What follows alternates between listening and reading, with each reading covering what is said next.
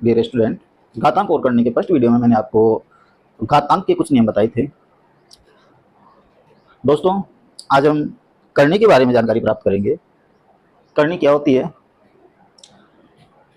तो सबसे पहले तो हमें जानना है करनी क्या चीज़ है।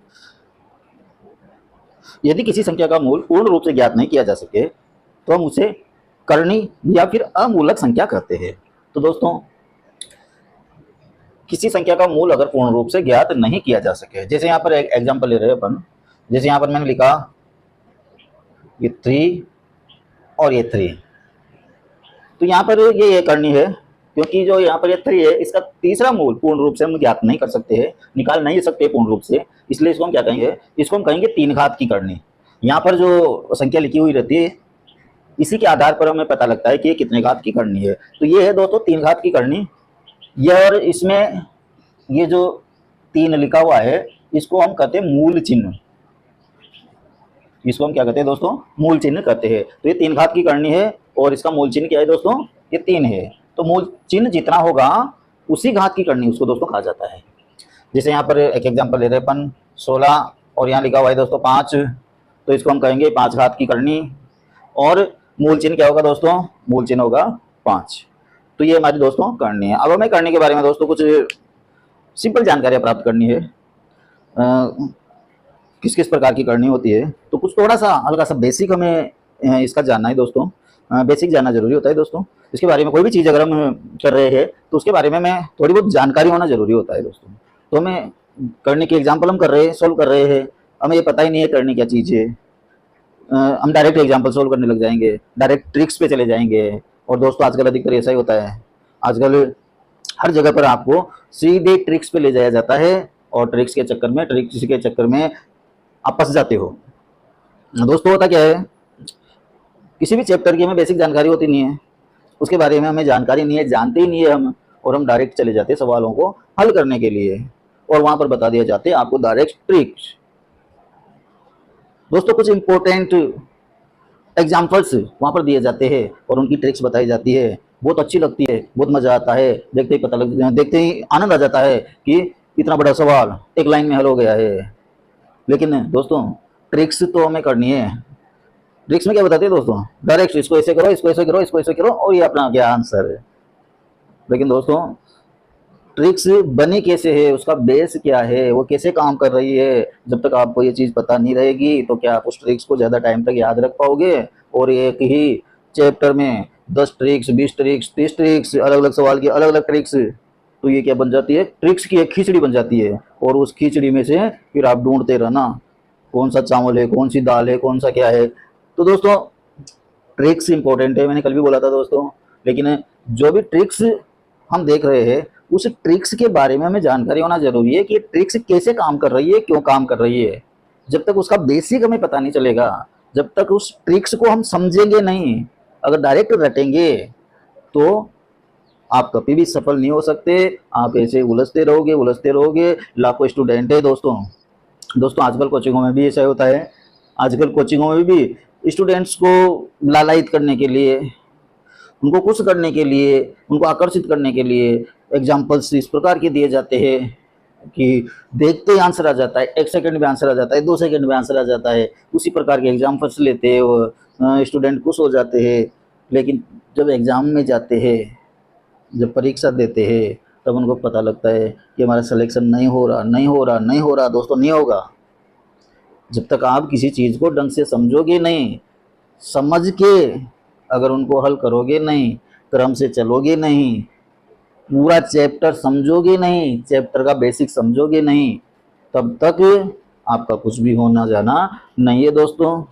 तो इसलिए दोस्तों मैंने कल भी कहा था, अगर आपको पढ़ना है, अगर आपको सक्सेस होना है, अगर आपको नौकरी लगनी है, तो जो भी चैप्टर है उसका बेसिक पहले आपको समझना पड़ेगा।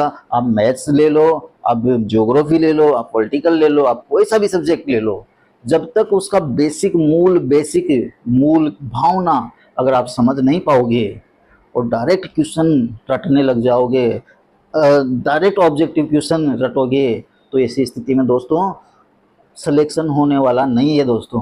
क्योंकि आजकल जो एग्ज़ाम्स होते हैं उसमें ऐसे एग्जाम्पल्स नहीं आते जो आपको गाइडों में मिलेंगे। जो रटे रटाए हैं वो तो 30% आ जाएंगे दोस्तों, 30% 40% आ जाएंगे। और लगेगा कोचिंग वाले क्या करते हैं, बताते हैं कि देखो हमारे हमने जो पढ़ाया था उसमें से इतने सारे क्वेश्चन मिल गए। तो दोस्तों इतने सारे तो मिल जाते हैं, 30% तो मिल जाते हैं, 35% तो मिल जाते हैं, लेकिन सिलेक्शन होने के लिए वो काफ़ी नहीं है। इसके लिए कुछ एक्स्ट्रा करना पड़ेगा दोस्तों तुम्हें। और एक्स्ट्रा वही है कि जो चैप्टर है उसको समझना पड़ेगा। उससे क्या होगा दोस्तों, क्वेश्चन तो वहाँ कैसे भी घुमा फिरा कर दे देते हैं। जो ट्रिक्स यहाँ पर बताई जाती है केवल ट्रिक्स, तो वो ट्रिक्स वाले सवाल तो हम कर देंगे, लेकिन अगर क्वेश्चन को थोड़ा सा घुमा दिया तो फिर वहाँ हम अटक जाते हैं। तो हमें अगर ट्रिक्स के साथ साथ जो इम्पोर्टेंट ट्रिक्स है वो तो हमें करनी ही है। सवालों को जल्दी हल करने के लिए ट्रिक्स तो जरूरी है ही सही, लेकिन अगर हमें बेसिक जानकारी प्राप्त होगी उस चीज़ की के बेसिक के बारे में हम अच्छी तरह से अगर जान लेंगे, तो फिर अगर वो क्वेश्चन को किसी भी प्रकार से घुमा फिरा कर दे देगा, कैसे भी घुमा दे क्वेश्चन को, अगर हमारा बेसिक क्लियर है तो हम समझ पाएंगे कि वास्तव में ये क्या पूछना चाह रहा है और यहाँ पर कौन सी ट्रिक लगेगी। ट्रिक जो अपने याद किए, जब बेसिक ही नहीं समझेंगे हम वहाँ पर समझ ही नहीं पाते कि इसमें कौन सी ट्रिक लगेगी। ट्रिक है तो बहुत सारी याद कर ली अपन ने, लेकिन ये पता नहीं है कि इसमें कौन सी ट्रिक लगेगी। क्वेश्चन दूसरा है उसमें कौन सी ट्रिक अपन ने लगा दी, आंसर आ ही नहीं रहा, हम फंसते जाते हैं। और अधिकतर ऐसा ही होता है। तो दोस्तों सक्सेस होने के लिए, सफल होने के लिए हमें भेड़ चाल में नहीं चलना है। जैसा सब कर रहे हैं वैसा नहीं करना है। सब कर रहे हैं वो तो अपन करेंगे ही सही, लेकिन उसके साथ में कुछ एक्स्ट्रा होना जरूरी है। और एक्स्ट्रा ये है कि अगर आप बेसिक को समझोगे नहीं, किसी भी चैप्टर के बारे में अगर हमें अच्छी तरह से जानकारी नहीं होगी, तो ऐसी स्थिति में हम आगे नहीं बढ़ सकते। तो दोस्तों हमारे चैनल पढ़ाई पोर्टल पर आपको प्रारंभिक से लेकर बिल्कुल बेसिक से लेकर एडवांस तक हर कुछ, हर चीज़ समझाई जाएगी। आपको बेसिक भी समझाई जाएगी दोस्तों, आपको ट्रिक्स भी समझाई जाएगी दोस्तों, ट्रिक्स भी समझाई जाएगी, समझा कर ही ट्रिक्स बताई जाएगी दोस्तों। उसका बेस भी बताएंगे दोस्तों कि ऐसा क्यों हुआ है, ताकि वो चीज़ आपको के दिमाग में लंबे समय तक बैठी रहे। तो उसका बेसिक भी हम अच्छी तरह से आपको बताएंगे। तो दोस्तों आज हम घातांक वाले चैप्टर का दूसरा वाला वीडियो बना रहे हैं। जैसा कि मैंने बताया आपको, ये एक करनी है, इसको कहते हैं हम 3 घात की करनी।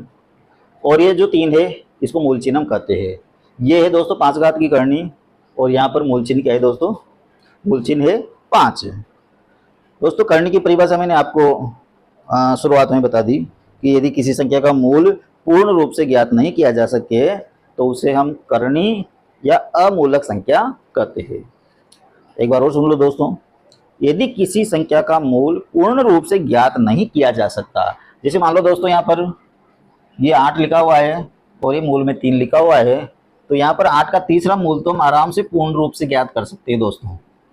8 का तीसरा मूल क्या होता है दोस्तों, 2 होता है, तो इसको हम करनी नहीं कहेंगे दोस्तों, क्योंकि 8 का तीसरा मूल, इसका मतलब 8 के 3 समान टुकड़े करने, और 3 समान टुकड़े हो गए 2 × 2 × 2, तो उसमें से एक टुकड़ा अपना इसका आंसर आ जाएगा, जो कि एक परिमेय संख्या होगी, जबकि अमूलक संख्या जो होती है वो अपरिमेय संख्या होती है दोस्तों। तो यहाँ पर यह करनी नहीं है दोस्तों। जैसी परिभाषा है अपनी कि यदि किसी संख्या का मूल ज्ञात नहीं किया जा सके दोस्तों, मूल ज्ञात नहीं किया जा सके तो उसे हम करनी या अमूलक संख्या कहते हैं। तो जैसे यहाँ पर 3 का तीसरा मूल हम ज्ञात नहीं कर सकते, 3 के समान 3 टुकड़े नहीं हो रहे हैं। 16 का 5वां मूल ज्ञात नहीं कर सकते, क्योंकि 16 के 5 समान टुकड़े नहीं हो रहे हैं, तो ये हमारी करनी है। और यहाँ पर जो लिखा हुआ है इसको हम दोस्तों कहते हैं मूल चिन्ह, और इसको इस करनी को कहेंगे दोस्तों हम 5 घात की करनी। करनी के बारे में थोड़ी सी और जानकारी में प्राप्त करनी है दोस्तों। एक होती है सममूल्य करनी। सममूल्य करनी, सममूल्य करनी क्या होती है दोस्तों, जैसे 2 3 4 करणियां दे रखी है और सभी के मूल चिन्ह एक जैसे है, तो उन्हें हम सममूल्य करनी कहते हैं। मूल चिन्ह एक जैसे है तो उन करणियों को दोस्तों हम क्या कहेंगे, सममूल्य करनी कहेंगे। जैसे दोस्तों यहाँ पर 8 और ये 4, यहाँ पर 27 मूल चिन्ह क्या है 4, यहाँ पर 39 मूल चिन्ह क्या है 4। तो दोस्तों यहाँ पर जो 3 करणियां है, तीनों में मूल चिन्ह सेम है, इसमें भी 4 है, इसमें भी 4 है, इसमें भी 4 है। तो ऐसी करणियों के ग्रुप को हम क्या कहते हैं दोस्तों, इनको हम कहते हैं सममूल्य करणी। तो सममूल्य करणी अगर आपसे पूछ ले कि सममूल्य करणी क्या होती है, या फिर ऑप्शन दे दे कि इनमें से कौन सी सममूल्य करणियां है, तो हम बता सकते हैं कि जिस भी ग्रुप में, ऑप्शन में जो भी ग्रुप है उसमें जहाँ पर मूल चिन्ह समान होगा वही अपना आंसर आ जाएगा। तो सममूल्य करणी क्या होती है दोस्तों, अगर करणियों के मूल चिन्ह समान है तो उन्हें हम सममूल्य करणी कहते हैं दोस्तों। दूसरे होती है अनुबंधी करणी। अनुबंधीय करणी या अनुबंधी करणी। अनुबंधी करणी क्या होती है दोस्तों, यदि दो करणियां हैं सेम है लेकिन उनके बीच का जो निशान है वो अलग अलग है, तो उन्हें हम अनुबंधी करणी कहते हैं। जैसे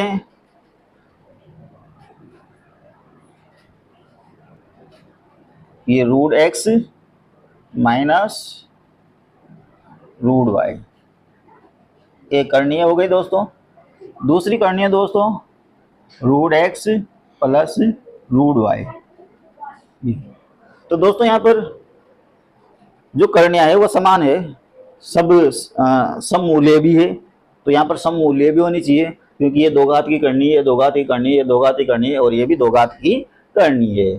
तो यहाँ पर दो दो करणियों के ग्रुप होते हैं। तो यहाँ पर एक जगह माइनस का निशान होता है दोस्तों और एक जगह प्लस का निशान होता है। तो ऐसी करणियों को हम क्या कहते हैं दोस्तों, सममूल्य करनी कहते हैं दोस्तों। ये जो अनुबंधी करनी है, अगर ये दो घात की है दोस्तों, अगर ये दो घात की करणियां है तो ऐसी स्थिति में इन दोनों अनुबंधी करणियों को अगर हम आपस में गुणा कर देते हैं तो वहां पर हमें एक मूलक संख्या प्राप्त होती है। अनुबंधी करणियों को अगर आपस में गुणा कर देते हैं तो मूलक संख्या प्राप्त होती है। और दोस्तों इस प्रक्रिया को हम निरसन प्रक्रिया कहते हैं। तो तीसरी चीज जो इसमें आपको समझनी है दोस्तों, निरसन प्रक्रिया क्या होती है। निरसन प्रक्रिया क्या होती है, तो दोस्तों जब दो अनुबंधी करणियों को, ये और ये अनुबंधी करणियां है, यहाँ पर जो इसमें भी दो पद है, इसमें भी दो पद है, दोनों पद समान है, इसमें भी √x और √y है, इसमें भी √x और √y है, लेकिन दोनों के बीच का निशान अलग अलग है। तो इनको हम क्या कहते हैं दोस्तों, अनुबंधी करणी कहते हैं। और निरसन प्रक्रिया क्या होती है दोस्तों, जब अनुबंधी करणियों को आपस में हम गुणा कर देते हैं तो एक मूलक संख्या प्राप्त होती है और उससे हम उसी को हम निरसन प्रक्रिया कहते हैं दोस्तों। तो जैसे यहाँ पर ये एग्जाम्पल अगर अपन ले लें, √x माइनस √y, इसको हमें गुणा करना है √x प्लस √y से।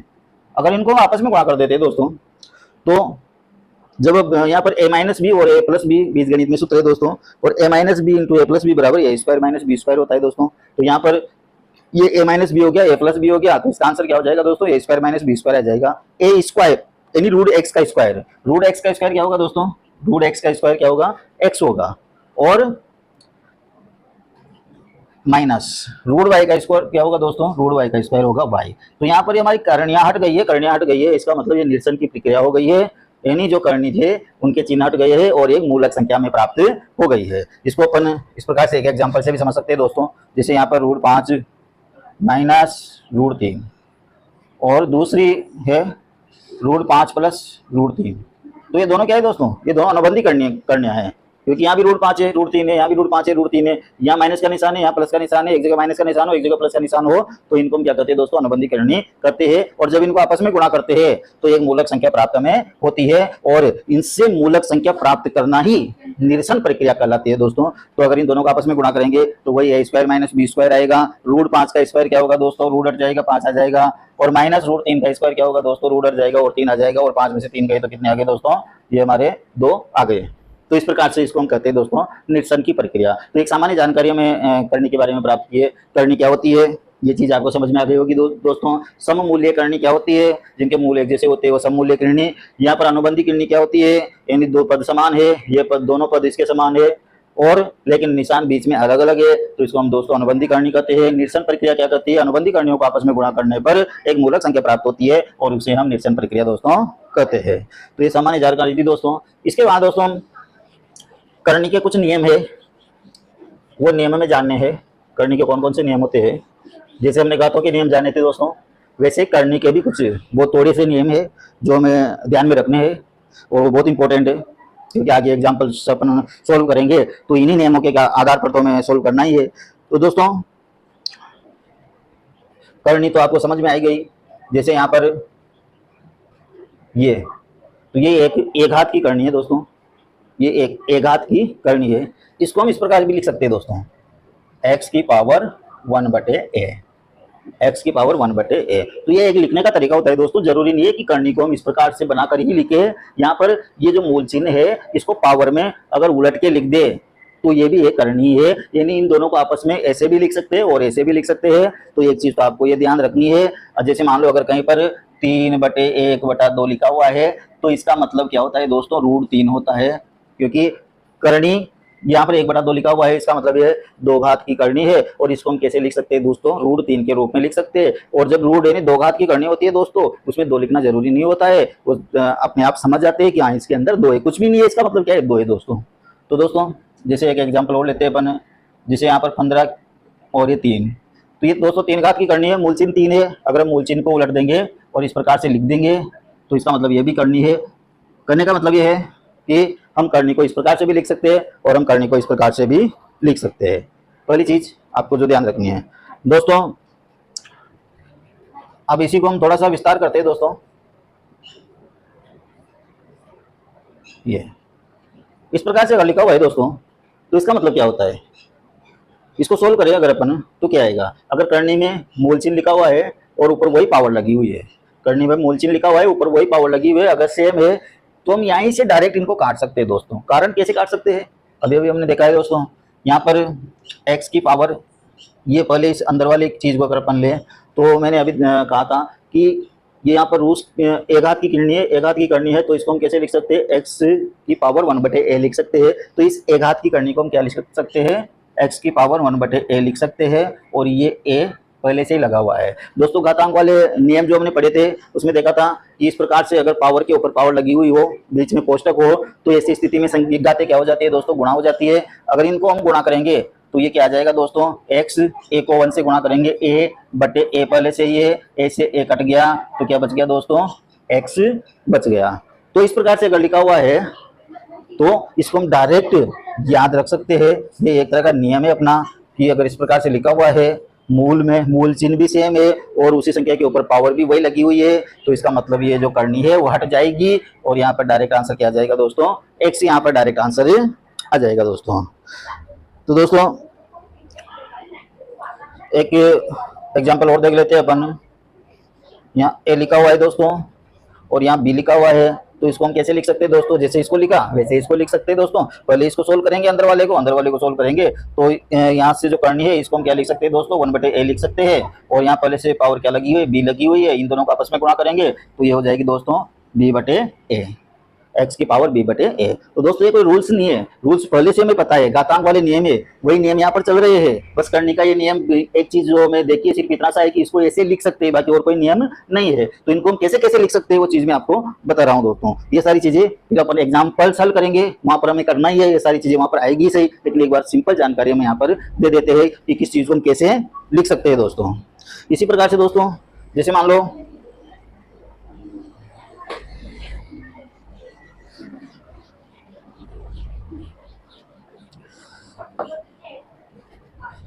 a/b और ये मान लो x घात की करनी है, अंदर संख्या a/b है और ये x घात की करनी है। तो जैसे अपने घातांक वाला नियम पढ़ा था दोस्तों, वैसे ही इनको भी हम अलग अलग कर सकते हैं, जैसे घातों में अलग अलग कर सकते थे वैसे इनको भी अपन अलग अलग कर सकते हैं।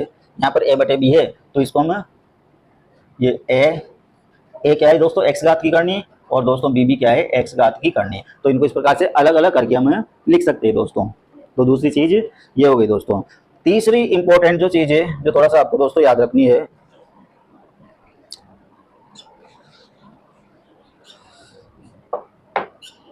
दोस्तों एक और नियम है जो थोड़ा सा आपको थोड़ा ध्यान से समझना है दोस्तों।